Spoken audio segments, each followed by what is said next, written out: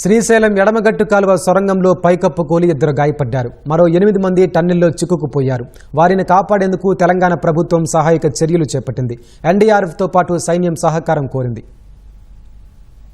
నాగర్ కర్నూలు జిల్లా దోమలపెంట సమీపంలోని శ్రీశైలం ఎడమగట్టు కాలువ టన్నెల్ 14వ కిలోమీటర్ వద్ద సొరంగంలో 3 మీటర్ల మేర పైకప్పు కూలింది.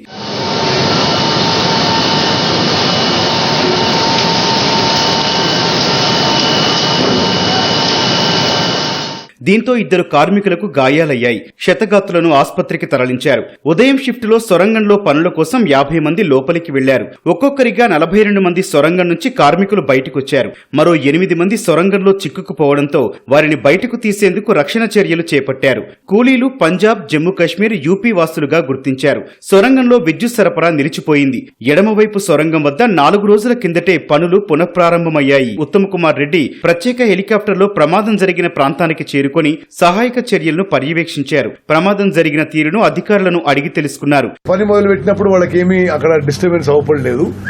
పని మొదలుపెట్టినాక కొద్దిసేపటికి ఒక సైడ్ నుంచి కొద్దిగా నీళ్లు మట్టి రావడం మొదలుపెట్టినాయి. 8 మీటర్ల వరకు కవర్ చేసినాయి.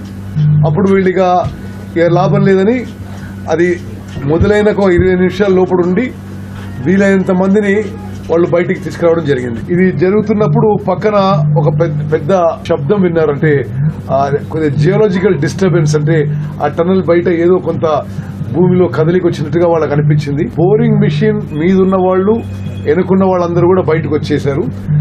బోరింగ్ మిషన్ ముందున్న వాళ్ళు కొంతమంది మిగిలిపోయారు.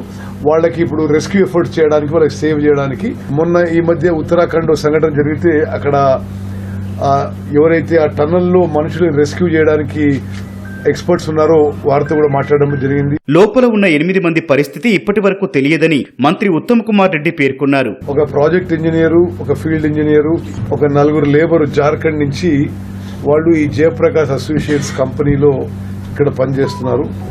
అదేవిధంగా ఈ అమెరికన్ కంపెనీ రాబిన్స్ కంపెనీలో ఒక ఆయన జమ్మూ అండ్ కాశ్మీర్ నుంచి, ఒక ఆపరేటరు, మిషన్ ఆపరేటరు, ఇంకో ఆయన పంజాబ్ నుంచి. 14 కిలోమీటర్ లోపల కాబట్టి there will be some challenges.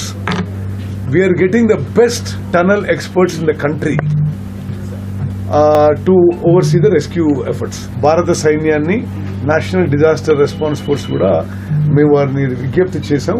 సొరంగ ప్రమాదాల్లో దేశంలో కీలకమైన నిపుణుల సహకారంతో బాధితులను రక్షించేందుకు కృషి చేస్తున్నారు.